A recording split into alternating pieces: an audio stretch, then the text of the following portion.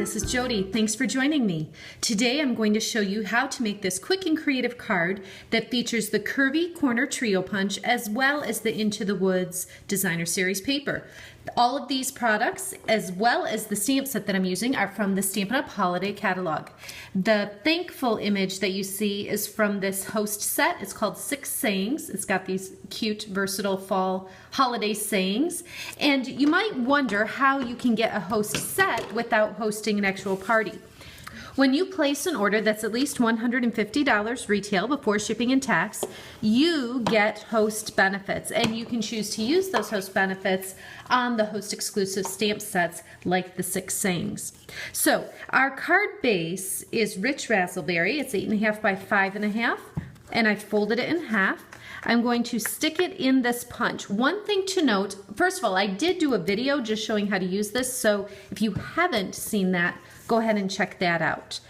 This is the design that I want to get, that curve. So I'm going to put the cardstock all the way back in. When I press down on the punch, I need to do it right in the middle, not over on this side. You might be thinking maybe I just need to push there because that's the corner I want. But you need to push right in the middle and let it pop.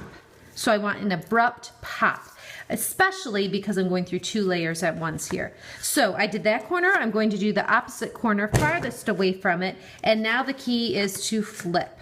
So I'm going to do it again, and then one more time, flip there. Now I'm going to set that aside for a moment, get those little scraps out of the way, and do the same thing with the designer paper. Again, this is from the Into the Woods Designer Series paper package. And I'm going to pop it, edge farthest from that corner, pop it, and now flip it.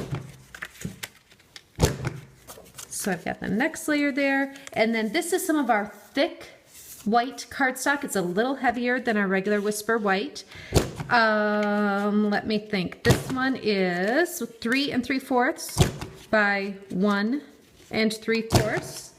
Okay, now that all of those sides are punched, I'm going to scoot that out of the way and go ahead and just pull in this piece here. I'm going to rub over it with the embossing buddy. This helps to take some of the static out of the paper.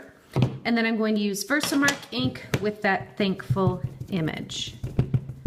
Just tap it across there. And then this is going to go straight down and up on that white piece. You can barely see it. You can kind of see just a tone on tone, maybe, but you'll notice it more when I do the embossing powder. And I've already got a bunch in here, so I'm just kind of scooping it up. Normally I would dump it right from the container into there. Let me get that cover on. So I just whack it a little bit to get that extra powder off. And then I'm gonna go ahead and do the embossing here on the video. Sometimes I just skip over this part, but if you haven't seen embossing, it's pretty cool to see. What we're looking for is the powder to change, to melt and become glossy. You can see it starting. I'll go on the back side and hopefully you can see that transformation happen a little better.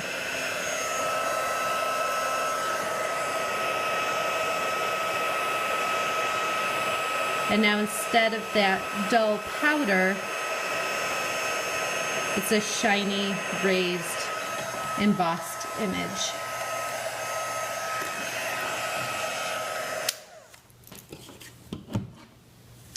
So this piece will be our focal point, but let's get some of these layers ready first. I'm going to take my adhesive and just run some down the center and then place the rich raspberry cotton ribbon right over that adhesive.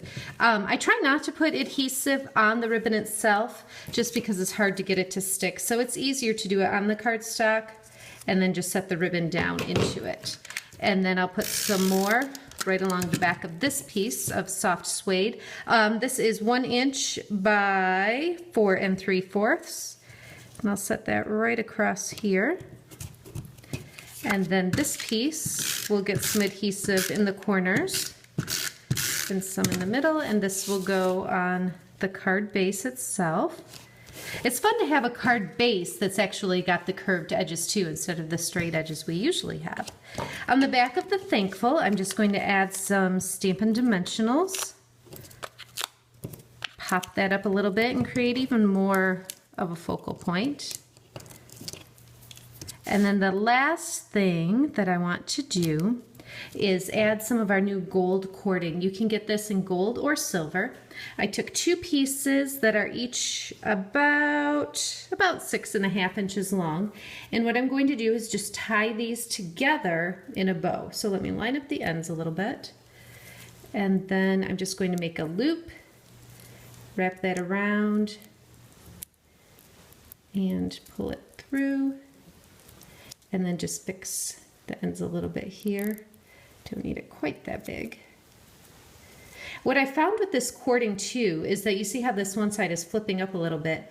I can kind of use my fingernail, and it's almost like curling ribbon a little bit, just in the fact that it won't wind up like curling ribbon, but I can use my fingernail to kind of guide it a little bit in the direction that I want it to go. So I'll trim the ends there and a little bit over here. And then I'm going to take one of our glue dots, and whenever I use a glue dot, I just set the piece on here. I just folded it over a little bit with my fingernail, set that right on it, lift it up, and then I'm going to put it right down in that corner. So a quick and creative card with several products from the Stampin' Up! Holiday Catalog. Thanks so much for watching. For daily creative inspiration or to place an order, visit my blog. You can also find me on Facebook, Pinterest, and Instagram.